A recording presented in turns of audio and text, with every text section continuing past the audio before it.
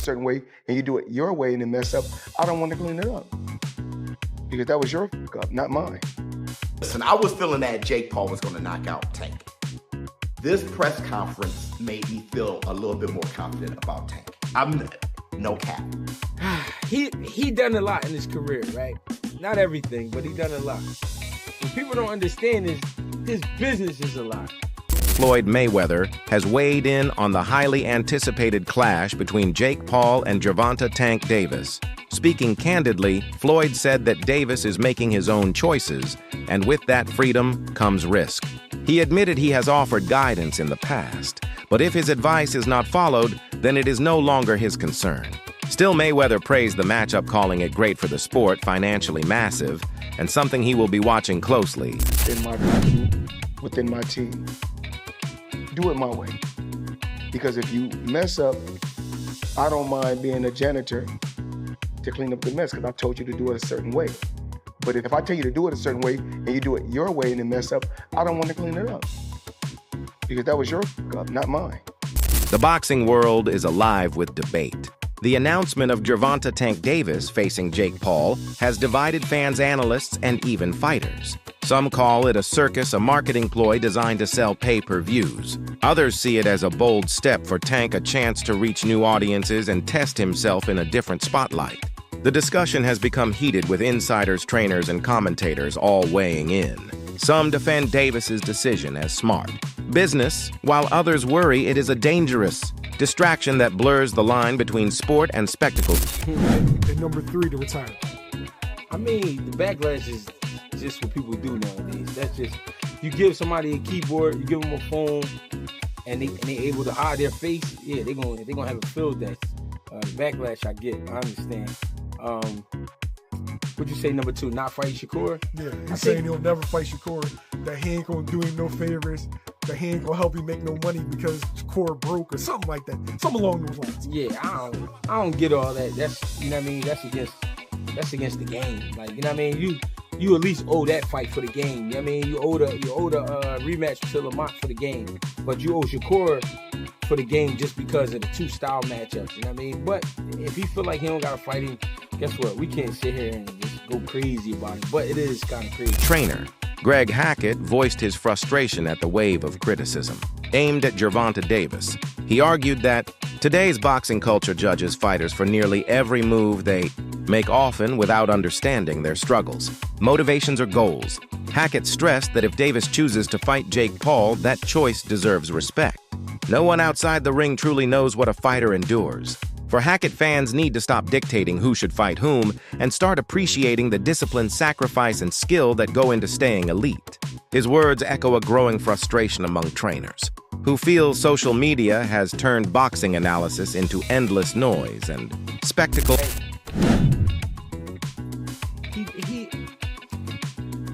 He done a lot in his career, right? Not everything, but he done a lot. What people don't understand is his business is a lot. This whole experience is a lot.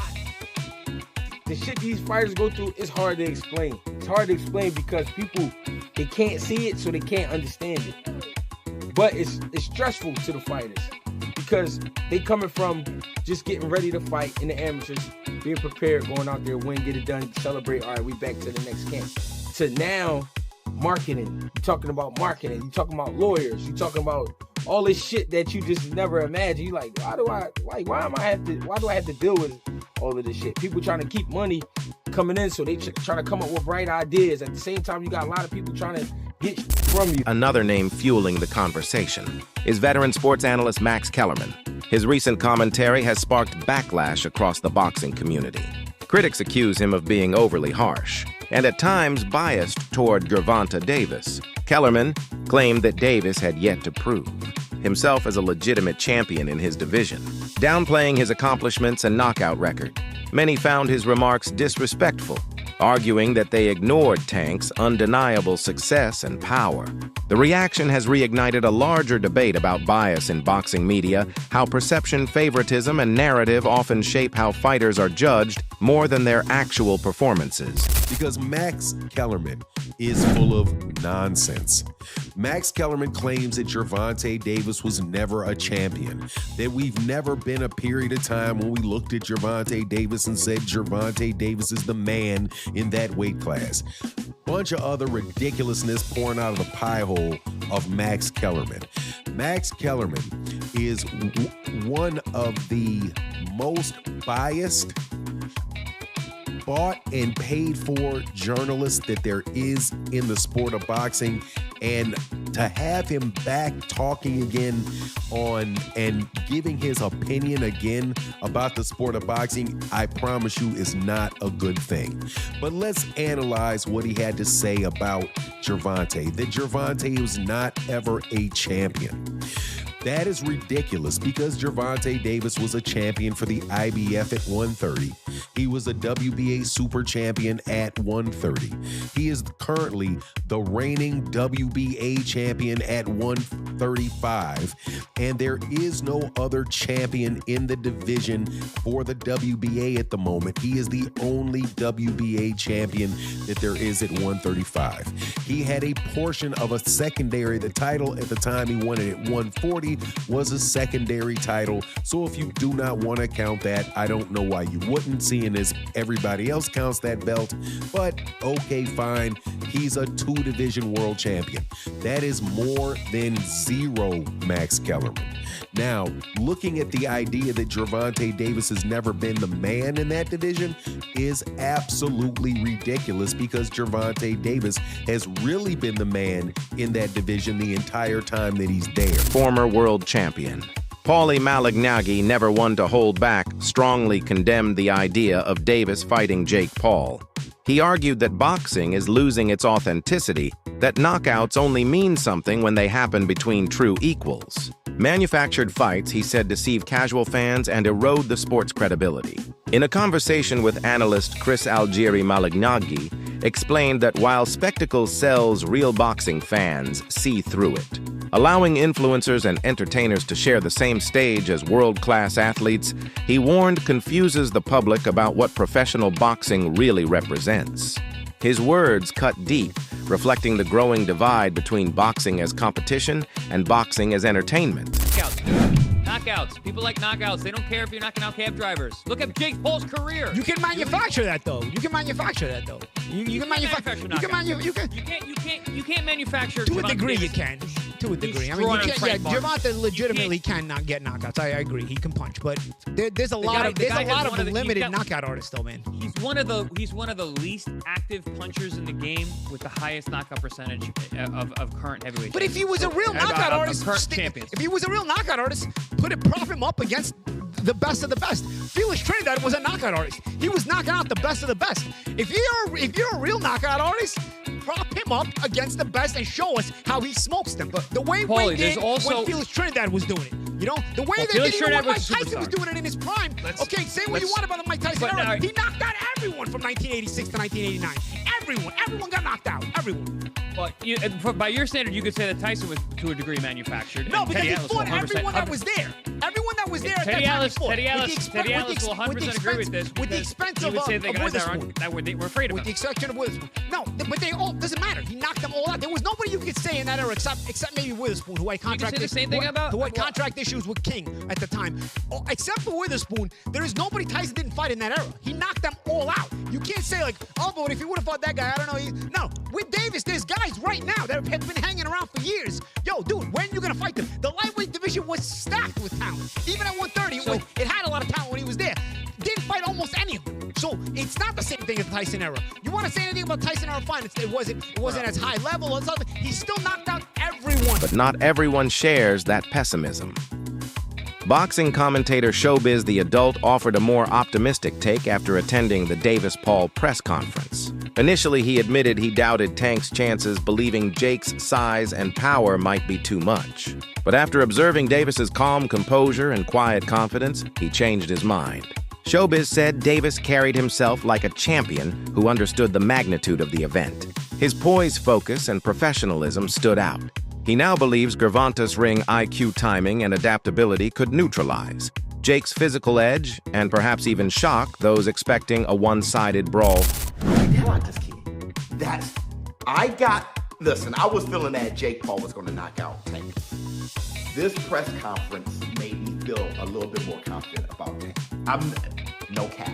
I know Tank wasn't saying much, fumbling over his words, seems bashful, but I'm looking, right? And I'm just like, bro, he doesn't feel that Jake Paul is an issue. Even though he said it, he doesn't feel like he has to whoop his ass. He doesn't feel threatened. That's the word. He doesn't feel threatened, but he does feel out of his element. I'm gonna be honest, man. It sounds like, I know everybody's looking at this press conference and it's like, number one, I know what y'all saying. It's a clown show. It's not real. Tank was paid off. It's fake. Cause Tank, when he was talking about Jake and JB, even I was like, what is he talking about? You laughing? What are you talking about? What does he have to do with this? Let anything, you know what I'm talking about. Let anything. Nah, I don't have to say it right now. Don't worry about it. I don't got to say it up here. Let anything happen. And I'm going to show you and him. So that I could understand if that's your concern. I am being extremely truthful with how I feel about this and how I'm reacting to this. My oldest son was like, I see the same thing, Dad, but you're gonna get a weird response to your take. Floyd Mayweather's name, meanwhile, has returned to the headlines, this time not as a promoter, but as a potential fighter. Reports suggest he is exploring a matchup with Mike Tyson. Analysts view it as more than a cash grab. They see it as Floyd's way of reminding the world that no one outshines him, not even his protege. Even in retirement, Mayweather thrives on competition and relevance, with the Davis-Paul fight stealing global attention. Floyd's rumored return highlights boxing's deeper theme, the endless battle for legacy in a sport where fame fades fast and egos never rest tant former. There's so many people that are known where you can get somebody and they can sell tickets to events. That's what kicked off the social media influence boxing that Jake Paul was birthed from. Now we're in a vacuum. And so there's going to be a lot of conversation about that and continuing to do that. In this particular video, though, I want to get into the mind of Floyd Mayweather Jr. and why Floyd Mayweather Jr. would do this. There is the money, but there's also the competitive nature of Floyd Mayweather Jr. and him not wanting to have other people think that they're a bigger star than he is. Floyd Mayweather Jr. has not been able to really launch his star outside of the sport of boxing, so he continues to do exhibitions. Now, what I think is that Floyd Mayweather Jr. is announced it at this point in time with Mike Tyson in order to take advantage of the publicity heading into the Gervonta Davis Jake Paul fight, which is, I do believe, set for November. So now that they have all the publicity and all that stuff coming out from that, he's going to piggyback on it and then try to have it in the beginning of next year sometime and actually make it a bigger event than Gervonta versus Jake Paul. And it probably will be. And the reason that I say that is because of Mike Tyson. Mike Tyson is bigger than Floyd. Let me say Mike Tyson. I think Mike Tyson's bigger than Floyd Mayweather. I still think his name is bigger than Floyd Mayweather, even though I know Floyd has made more money in the pay-per-views. And I think that had a lot to do with, again, social media area and otherwise. But the combination of Floyd Mayweather Jr. and Mike Tyson and the question about what is going to happen in that. Heavyweight contender Eddie Chambers added balance to the debate, with a message of caution for Jake Paul's supporters. Chambers reminded fans that size alone does not decide fights. History, he said, is filled with smaller, sharper fighters, outclassing bigger, stronger ones. While Jake has improved and earned respect for his dedication, Chambers insisted that he lacks the experience to handle a technician like Gervonta Davis. Tank's Speed, precision, and mental discipline, he argued, will likely make the difference. Those close to Davis describe him as fully locked in, focused, serious, and determined. For Gervonta, this is not just another payday, it is a statement. Beating Jake Paul could cement his mainstream stardom and expand his reach beyond hardcore fans. Critics might call it a circus, but Tank seems intent on proving he can balance entertainment with real competition, taking control of his narrative, not being consumed by it. Conference, and you can tell, you can just look at him and tell, like, no, this dude he's gonna get this money for sure, because there's so much money out there to be had. But Jake Paul better be not playing around, man. Not get cute, not play any games, don't hit him in the back of the head, don't rabbit punch him, don't do any of that stuff, man, because Mike Tyson, first of all, Mike Tyson, a lot of people think Mike Tyson was pulling punches on Jake Paul, and a lot of people think that Anderson Silva was pulling punches on him too. You're not gonna have a little Gervonta out there pulling punches on you, man, if you're out there playing games. So, I don't like the fight at all. However, as far as it being an entertaining situation, I almost guarantee you that fight itself is going to be entertaining. That it's going to be something that you look at and you're going to say, man, everybody's going to watch it. Everybody's going to want to know what happens in it. But at the same time, it's kind of like what people think, when you see a car crash. Like, you're driving down the road and all of a sudden the traffic gets heavy and you're like, man, I'm going to be in traffic for a long time. And then you drive forward a little bit and then you see, oh man, this is some accident on the other side of the road and everybody just slowing down to watch. That's the type of entertainment that you can expect from this fight between Gervonta Davis and Jake Paul. There's going to be a lot of people watching it, but I gotta say, man, you really can't blame the guy on what he's doing. And there's a lot of criticism flying on Gervonta Davis. It's not Gervonta Davis's fault that boxing took this turn. This turn of these exhibition fights and people not caring about the belt and all of that stuff came with Floyd Mayweather Jr., former world champion.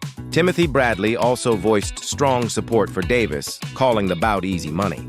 He believes Gervonta's elite experience makes Jake's challenge appear almost trivial. Bradley pointed out that Tank has faced and beaten world-class opposition, while Jake has fought only a handful of professionals. Respecting Jake's effort, Bradley still insists that the gap in skill and experience is simply too wide. He predicts that Davis's speed timing and defensive reflexes will expose Jake within a few rounds as long as Tank stays focused and does not underestimate his opponent. You prove your innocence and say that it ain't fixed. Because check this out, Tank ain't gonna lose this fight. Hell no. Hell no. Tank ain't losing this fight. Too many hoes. Man, Jake don't have enough experience. Yeah, man, this gonna be taking candy from a baby. Jake is missing the rules. See, this is what happened when you don't grow up in the game. When you don't grow up in the game, man, at a young age, this is what happens. You start reading your own press clippings. That's what Jake is doing. Fighting this lower level competition, and now he think he the ish. Now he think he the man. He ain't the man. You kidding me? He is not the man. Oh no. Yeah. False sense of security. Now he trying to pick on small folks, right? And I don't mean that in a bad way. Yeah, I'm just saying size-wise. Yeah, that's another thing, boxing one-on-one. You can't pay attention to size. Beyond all the analysis, one truth remains: this fight symbolizes boxing's evolution. For purists, it is unsettling. For promoters, it is genius. But love it or hate it, Davis versus Paul has done something rare. It has captured the world's attention. Fighters like Gervonta are adapting to a new era where skill must coexist with showmanship. The sport is transforming, merging legacy with entertainment and testing how far it can stretch without breaking. Whether it is viewed as spectacle or strategy, one thing is certain: boxing is no longer standing still. That's for today. Video. Subscribe for more.